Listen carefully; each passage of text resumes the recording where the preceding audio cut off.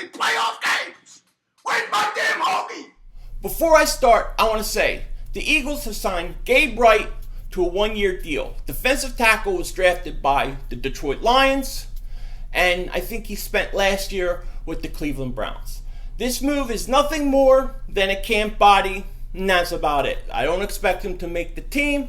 With that said, yo everybody, how you doing? So did you have a good weekend? I sure did. I took my oldest to see Wonder Woman. And what I realized is Wonder Woman can kick Marcus Smith's butt. She can kick his butt because she doesn't mind competition. She doesn't mind giving it her all. And you know what? When you build a team and you have players and you have positions, having competition and having them go up against each other sometimes brings out the best in both of them. And this is how I see the Torrey Smith situation. Many people, for some weird reason, think that Torrey Smith is going to have a great year and that he's a sure thing. I couldn't be further from the truth in thinking that. Torrey Smith has been on decline. And I said it the other day, I would bring Jeremy Maclin in. Now it appears that Maclin is most likely going to head to Buffalo. And I think this is a mistake for the Philadelphia Eagles. The Eagles should want to bring the best players in. The players that are the best players that can give this team the most production and help for Carson Wentz. Now, I don't understand how anybody can sit there and think that Torrey Smith is a sure thing or he's better than Maclin. So I went back and I did some research into their statistics. I looked at their last 3 years specifically. Now, in 2014, Torrey Smith played with Baltimore. Joe Flacco, who had a great year through 27 touchdowns, 12 interceptions, almost 4,000 yards. Torrey Smith had, in 16 games, 49 catches for 767 yards and 11 touchdowns. The touchdowns were pretty good, but not a great year. Not a great year. Meanwhile, Jeremy Maclin in 2014, with Chip Kelly as his head coach, right, had 85 catches for over 1,300 yards and 10 touchdowns. That's a pretty good year.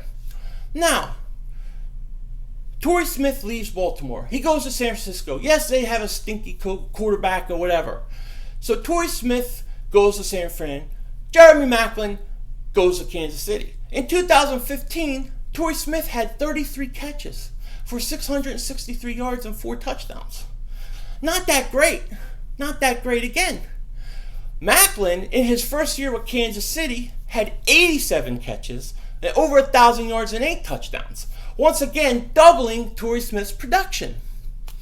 So, then, in 2016, Chip Kelly goes to San Francisco. Chip Kelly is the same guy who runs a play every 15 seconds, a lot of offensive plays, who likes to throw a lot, who was there when Maclin had his big breakout year. And what does Torrey Smith do in 2016? He has 20 catches. 20 catches. I mean, 20 catches is so bad. And I don't care how stinky the quarterback is, you should do better than that. For 267 yards, I believe, and 3 touchdowns. That's horrendous. Now, Maclin had a bad year too.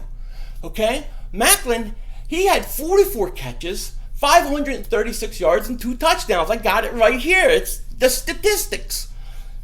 Maclin had a bad year, but he was basically putting up Torrey Smith's production over the last few years.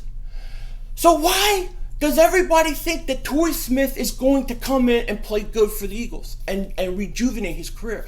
There's no evidence to show us that this is going to happen at all. At all. Maclin has a better chance to come back with a stronger year. Maclin still can stretch the field and run. Anybody that says Maclin can't run is crazy. Maclin still has speed. He still can stretch the field. Maclin is a better receiver. So it makes no sense to me why you wouldn't want to get a better receiver, especially when you know who he is, you know the character, you know he knows the city, he knows the offense, he knows the coaches. It, to me, is a no-brainer why you should get Maclin. And this isn't just this is a heart thing because I like Maclin. That I talked about on Friday. This is statistics, and this is just common sense. Jeremy Maclin obviously has more in the tank than Torrey Smith. And anybody that thinks that Torrey Smith is going to be good, okay, anybody that thinks that has no evidence to back him up, not at all. I'm sorry, you only think that Torrey Smith is going to be good because the Eagles said that. And you're drinking the Kool-Aid. And you know what? That's okay. I drink the Kool-Aid too with certain players sometimes. It happens. But there's no evidence to provide that Torrey Smith is going to have a better year or rejuvenate his career. Maclin has a better chance. So bring Maclin in. Let them two fight. Whoever wins gets the job. Whoever loses, you cut. You don't cut the young guys. You don't cut anybody else. You cut the loser of that battle. And that's what you do. You can make room. Maclin's not going to get a big year, big deal. He's not going to get a $10 million deal long term. He's going to get a 1 or 2 year deal, a 1 year deal, most likely around $5 or $6 million. We can do that. So if Buffalo signs Maclin and we don't, we've made a big mistake in my opinion. That's my thoughts. I'll talk to you later and have a good day.